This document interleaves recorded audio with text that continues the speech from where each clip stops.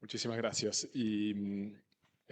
Bueno, la cuestión del arbitraje y corrupción, evidentemente, involucra la intersección de dos tópicos de muchísima actualidad, como tú decías, ¿no? La corrupción es uno de los principales temas en debate a nivel mundial y es especialmente gravosa como fenómeno en nuestra región en Latinoamérica y evidentemente el arbitraje también está experimentando una popularidad creciente, un crecimiento sostenido en su uso. Entonces, no sorprende a nadie que cada vez más estemos viendo alegaciones de corrupción en procesos arbitrales. Muchos de estos involucran estados. El arbitraje de inversión no ha sido ajeno a este debate y realmente podríamos tener una semana entera de conferencias sobre esta cuestión. Lo que vamos a intentar hacer ahora es por ahí presentar algunos principios y citar algunas decisiones que han sido por ahí eh, fundacionales en la cuestión de cómo tratan los tribunales internacionales las alegaciones de corrupción. Obviamente en nuestra región hemos tenido dos ejemplos muy recientes que han sido especialmente relevantes, que han sido los casos de Odebrecht, que tuvo muchas implicancias para contratos de obra y concesiones en Brasil, en Colombia, en Perú, en Ecuador y en otros países, en Argentina también.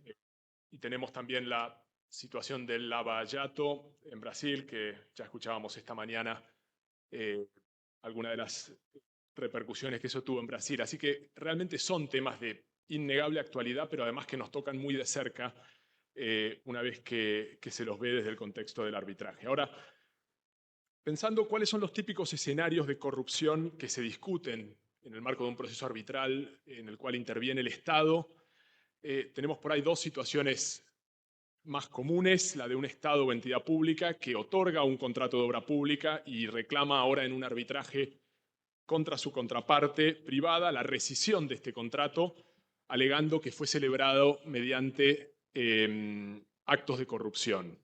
Ese es un escenario. Corrupción en ese caso se da por los representantes del Estado y el Estado está buscando rescindir ese contrato. El otro escenario que también es bastante habitual es del de Estado que, al ser demandado, y esto ya es más habitual en los procesos de arbitraje de inversión, el Estado es demandado por un incumplimiento en el marco de un contrato público, de un tratado de inversión, y solicita el rechazo de la demanda arbitral con fundamento en que el demandante obtuvo el contrato mediante actos de corrupción en el primer caso. Es decir, se trata de casos en los cuales se recurre al litigio arbitral para dar efecto a un contrato que está convalidando un acto de corrupción. Se busca que el ente arbitral de alguna manera revierta o no dé legitimidad a un contrato que fue obtenido de manera ilegítima. Ahora, lógicamente, las consecuencias de que se determine que hubo corrupción sobre un contrato no puede acarrear otro resultado que su nulidad. Y el contrato en esos casos se considera nulo como si no hubiera jamás existido. El caso que a nivel internacional mejor graficó esto fue World Duty Free con Kenia, a nivel de arbitraje de inversión. Es una decisión del año 2007. Es un contrato en el cual el contratista ya había invertido y desarrollado los locales duty free, los duty free shops que están en los aeropuertos, cuando el Estado nacional, el Estado de Kenia, los expropia. Para hacer una muy breve sinopsis, en 1989 el gobierno de Kenia había celebrado un contrato con World Duty Free para la construcción de estos free duty free en los aeropuertos de Nairobi y Mombasa. Varios funcionarios de Kenia involucrados en la formación de ese contrato, incluyendo el entonces presidente de Kenia, solicitaron sobornos a la empresa, que era una empresa global que se ocupaba de este negocio de los duty free. La empresa de Kenia no solamente pagó estos sobornos, sino los documentó en los libros de la compañía. Estaba todo muy transparentemente documentado. Luego de que la empresa invirtiera 27 millones de dólares en la remodelación de las terminales, Kenia expropia la inversión y World Duty Free presenta una demanda de arbitraje contra Kenia y argumenta que En defensa, Kenia argumenta que el contrato de 1989 se había concretado pagando estos sobornos al entonces presidente y que por tanto era ilegal y no podía hacerse cumplir en un proceso arbitral. Este contrato tenía una cláusula de arbitraje que refería a las disputas al CIADI, por lo que esta era la base de la jurisdicción del tribunal. El mismo contrato que se iba al CIADI era la base de la jurisdicción del tribunal.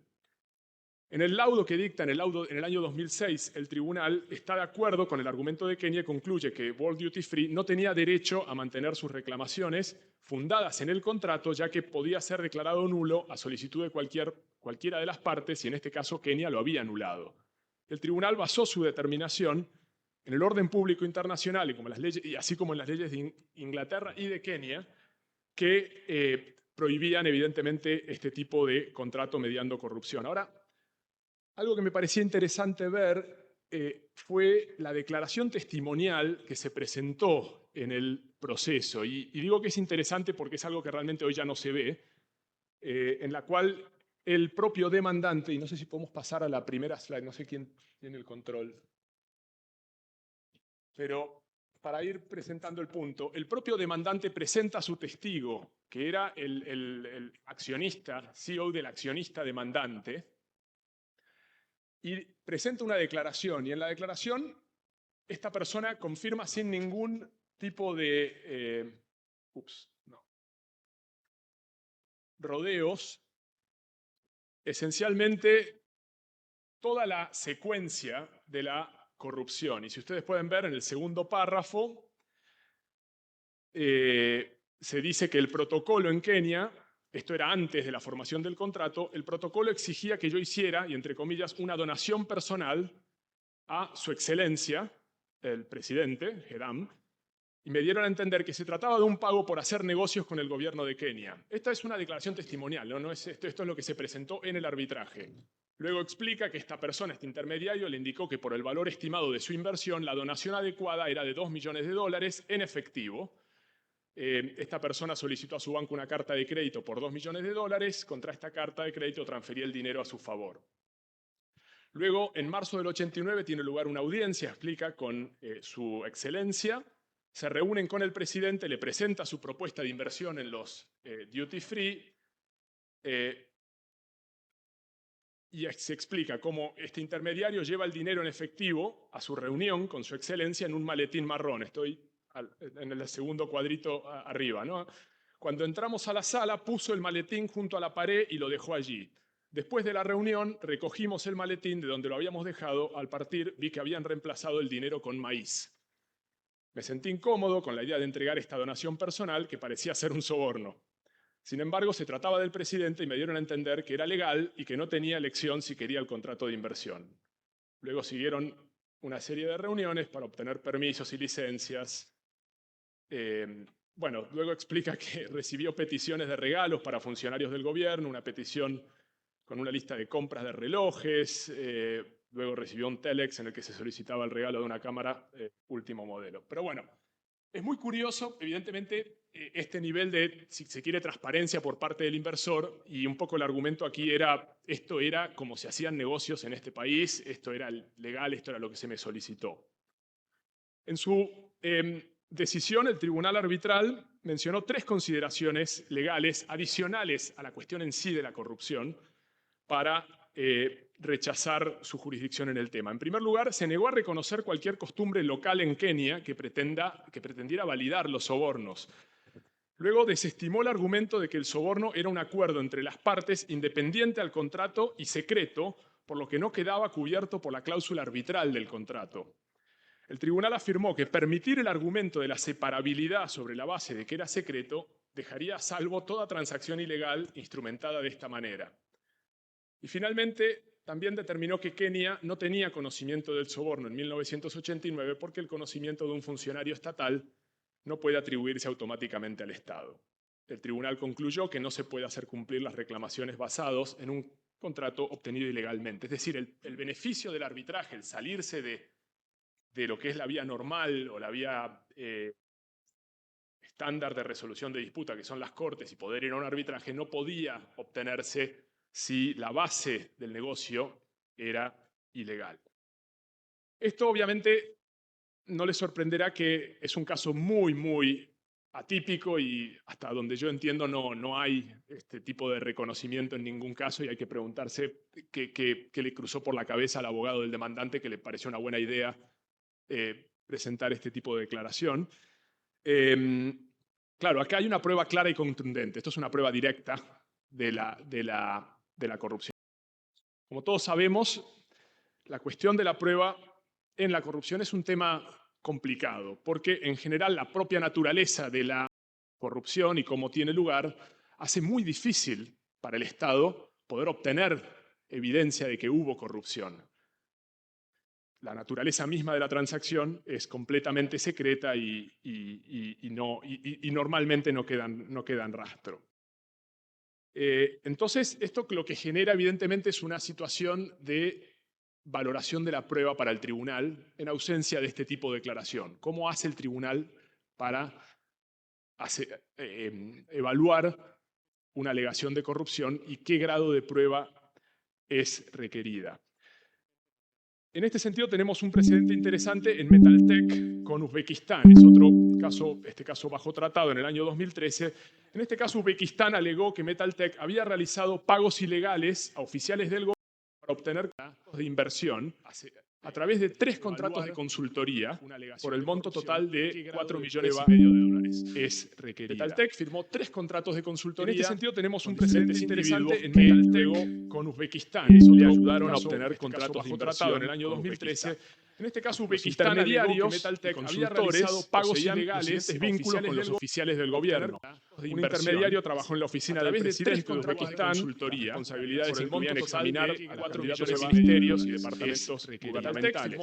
El otro era hermano, el primer ministro de individuo que el tribunal adoptó una postura proactiva en este caso a fin de reunir toda la evidencia posible intermediarios ante la admisión por parte del CEO de Metaltech que la compañía había efectuado a ciertos pagos alegados consultores que poseían vínculos, pero se presentaba como pagos a consultores completamente legales. El primer ministro de individuo que en este caso el tribunal analizó esos pagos, analizó esos contratos, analizó los montos también. Evidentemente un contrato de consultoría per se no es ilegal.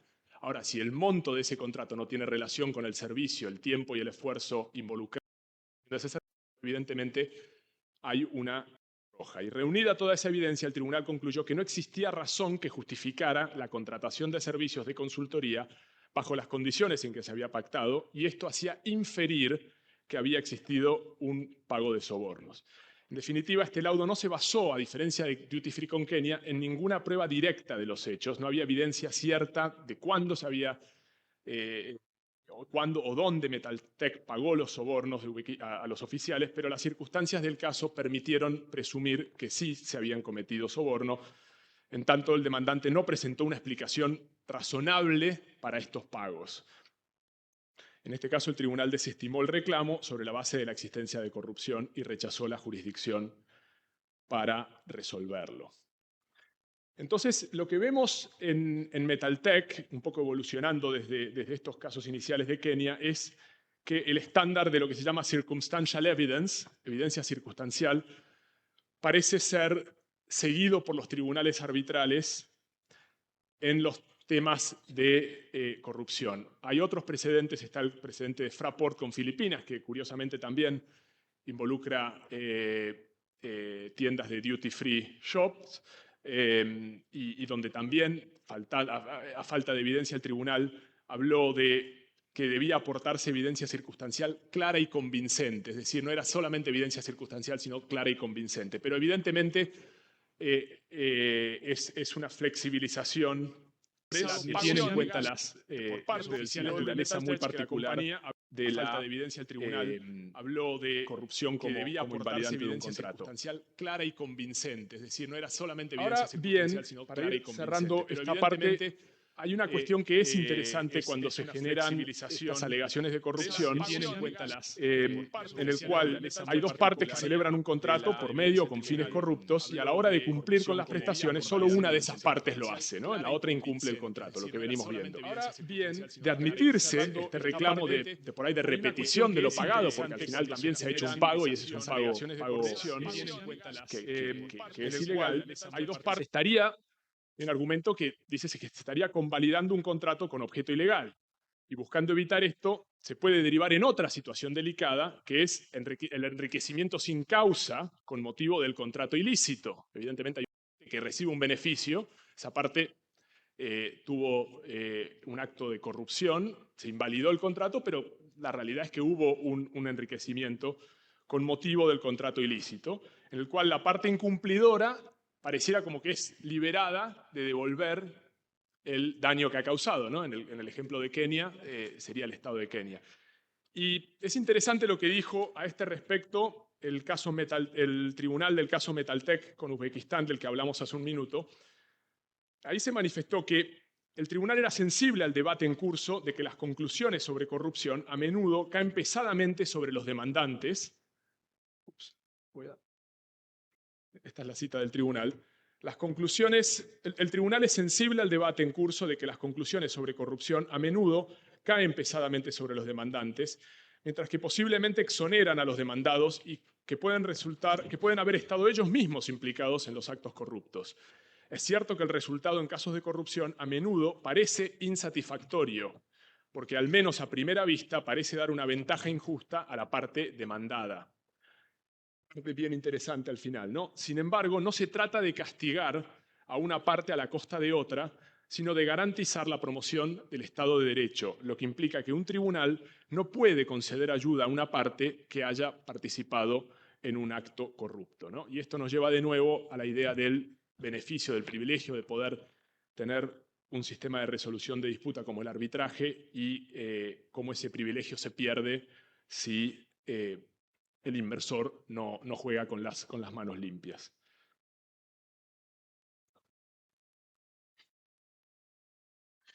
Aprovechando el análisis vertido en los pronunciamientos de los tribunales arbitrales internacionales que nos ha compartido Jean-Paul, así como las tendencias de dichos pronunciamientos, considero que es pertinente que se pueda reflexionar sobre las soluciones legales o estrategias que pueden plantear los abogados que defienden al Estado para anticipar y abordar los argumentos de corrupción presentados por la contraparte en los tribunales arbitrales.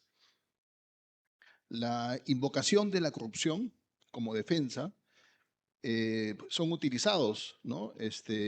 Por los demandados en diversas formas, ya fuera discutiéndolas durante las primeras etapas de los procedimientos arbitrales, cuestionando la jurisdicción y admisibilidad, o durante la etapa de fondo, a fin de conseguir la denegatoria de las peticiones del inversionista.